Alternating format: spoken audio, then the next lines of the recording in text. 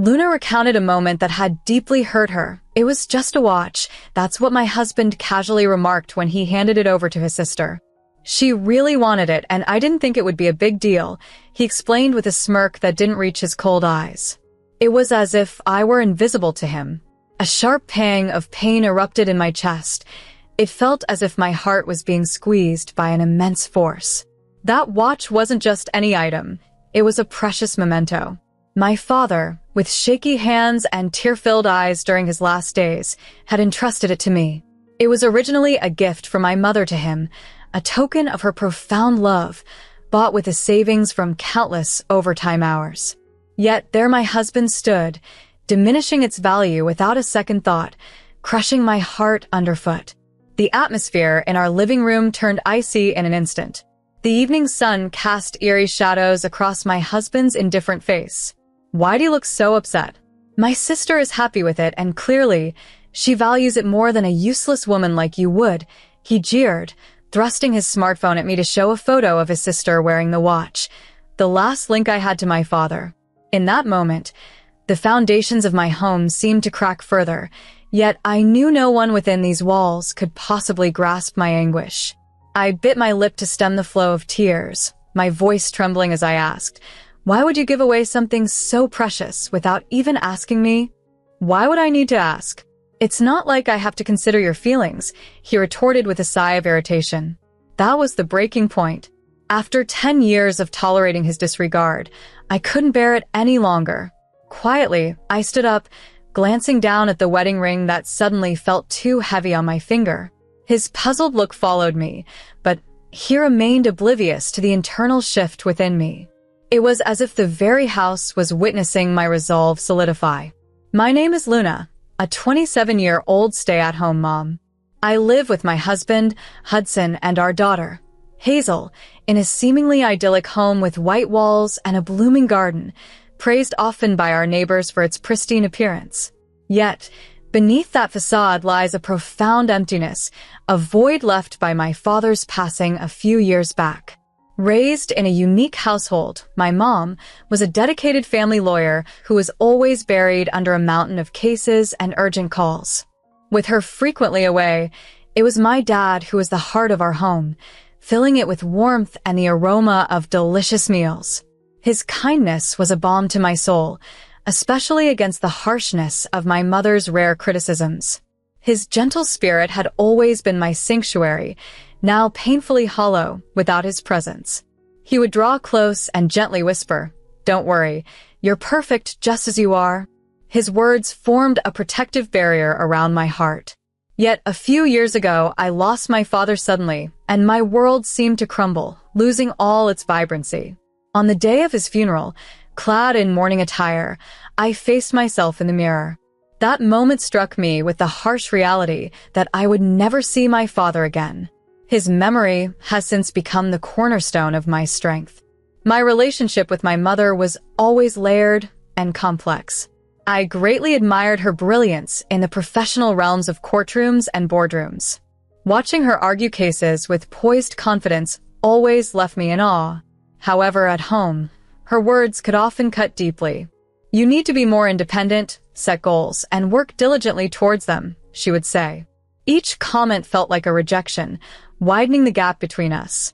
It wasn't until I got married and became a mother myself that I began to grasp her true intentions. Underneath her stern exterior was a deep desire for me to develop strength and resilience. Despite this understanding, the emotional scars remained, and I vowed to ensure my daughter never felt unloved or unnoticed. After college, I took a stable job at a conventional company, harboring dreams of creating a nurturing, warm family environment. That's where I met Hudson, a colleague whose calm demeanor and kind smile instantly attracted me. After a year of dating, we married and began our life together. When our daughter Hazel was born, I decided to leave my job to devote myself fully to raising her. My father's watch became a poignant symbol of his enduring presence in my life. It was a gift from my mother to my father on one of their anniversaries, symbolizing the strong bond of our family. I wore it only on special occasions, like Hazel's first day at school, feeling a rush of memories and emotions each time. On ordinary days, I kept it securely stored, treasuring it as my link to the man who taught me about love. One quiet afternoon, while tidying up and watching over Hazel, I felt compelled to check on the watch. Holding it, feeling its cool metal and seeing its gleam, brought me comfort. Holding it close, I whispered a promise to my father to be as loving and supportive a parent to Hazel as he was to me. Despite the contentment I found in daily life, subtle strains began to appear in my marriage to Hudson. His overly protective behavior towards his younger sister Eleanor, who lived with their parents and flitted between jobs, became increasingly concerning. Hudson, who had been an only child for the first 10 years of his life, seemed to struggle with his parents' shifted focus after Eleanor's birth. Instead of harboring resentment, he became overly attentive and protective of her. This dynamic became a point of contention when we were planning our future home, as Hudson insisted on living near his parents' house, a decision on which he was unwilling to compromise. I didn't have a strong preference about where we should live, so I went along with it when Hudson and his parents suggested a location close to them. They even contributed financially to our new house, which was conveniently located just 9 minutes away from his parents' house. After settling in, Hudson started visiting his family almost every day, stopping by to chat with his sister Eleanor on his way home from work. Initially, it seemed harmless and didn't interfere with our daily lives, but gradually, it started to bother me. One evening, I cautiously brought up my concerns, asking Hudson if he thought he was visiting his parents too often. He simply laughed it off, saying he couldn't resist seeing his little sister Eleanor. His casual dismissal stung, and I felt a pang of realization that Eleanor, not I or our daughter Hazel, was his priority. Before we were married, I noticed his close bond with Eleanor, but dismissed it as typical sibling closeness. However, living together, my unease grew into a profound discomfort. Thoughts of divorce flickered through my mind, and I even collected divorce papers once. But for Hazel's sake and due to financial worries, I hesitated. Meanwhile, Eleanor's subtle hostility added to my distress. During visits, her smile never reached her eyes, especially when Hudson showed affection towards Hazel or engaged in conversation with me. At one family dinner, a disturbing incident occurred that I could never shake off. While Hudson entertained Hazel, I was helping in the kitchen when Eleanor knelt beside Hazel and whispered something hurtful, implying Hazel was only in the family because Eleanor had advised her father to marry. I caught the tail end of the conversation, seeing Hazel's bewildered and saddened face. My heart ached as I rushed to comfort her, avoiding making a scene for her sake. From that day, my wariness towards Eleanor solidified into certain distrust. Her manipulations seemed more frequent, and Hudson's unwavering defense of her actions only escalated my frustration. He would dismiss my concerns, insisting Eleanor meant no harm, leaving me feeling isolated and unheard. Despite this, I focused on keeping life as normal as possible for Hazel, striving to create joyful memories and protect her from any negativity. The situation reached a critical point when we prepared for a family outing hosted by Hudson's workplace. It was a rare opportunity to enjoy a relaxed day together away from the ongoing tension at home. As I helped Hazel get ready, I hoped this would give us a chance to mend some of the fractures in our family dynamics. Her dress shimmered, reflecting her sheer joy, making it impossible not to smile. "Mom, will I look like a princess?" she asked eagerly. "Absolutely, my love. You'll be the most radiant princess there," I assured her, her eyes twinkling with happiness. As the day unfolded, I decided to wear my father's watch, a precious keepsake, to feel his presence during such special moments. However, when I reached for it, it was missing. Panic surged through me as I searched every nook, but it remained lost. My desperation grew as I tore through the room, only to come up empty-handed. I turned to Hudson in a frantic state. "Hudson, have you seen my father's watch?" He barely glanced up from his phone, his casual response striking me hard. "Oh, that?" I gave it to Eleanor. She liked it and said it matched her style. "You weren't using it anyway." His words and nonchalant tone were a blow. "That watch wasn't yours to give away. Do you understand its significance to me?" His reply was dismissive. "Relax, it's just a watch." Eleanor will take good care of it. His indifference was the last straw. After enduring years of his casual disregard and favoritism towards Eleanor, tears welled up as I clenched my fists. Hazel, sensing my distress, came over and held my hand tenderly. "Mom, are you okay?" I knelt and hugged her, her presence soothing my turmoil.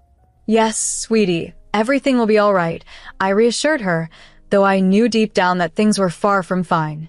That night, as I lay awake, a decision crystallized in my mind. By morning, I approached Hudson with a firm resolve. "Hudson, I want a divorce." He was stunned, not anticipating my resolve. "Are you serious?" I nodded without hesitation. "I've had enough. I can't live like this anymore. Hazel and I deserve better."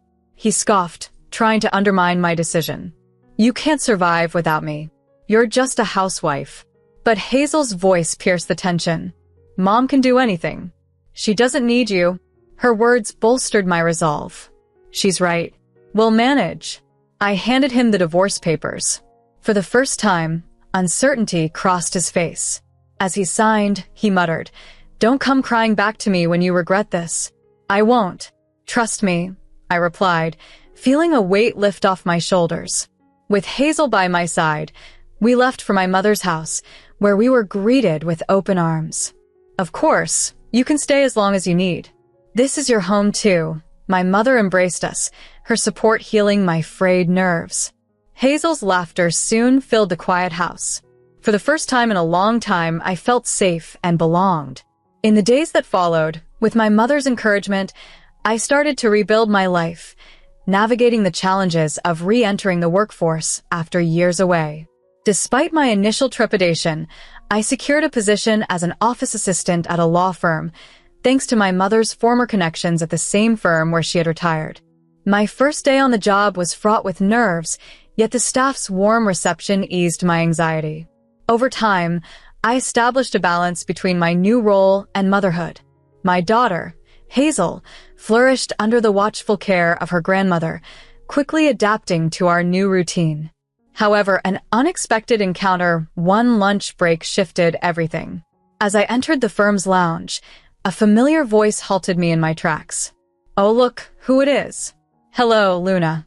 It was Eleanor, standing there with her typical self-assured grin, impeccably dressed, designer bag in tow. My heart sank as she approached with a handshake. "Guess what? I just joined the team here. Isn't that wonderful?" Her mocking tone clashed sharply with the chilly look in her eyes.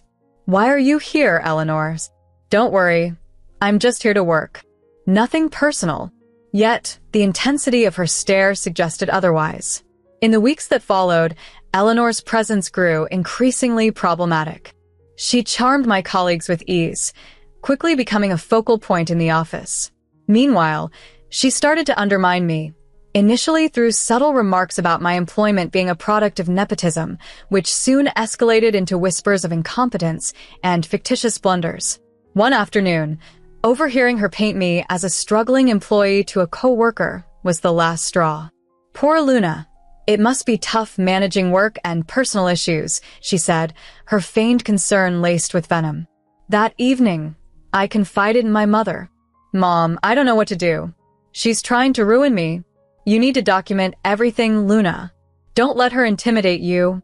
Taking her advice, I meticulously recorded Eleanor's maneuvers and kept audio recordings of our interactions.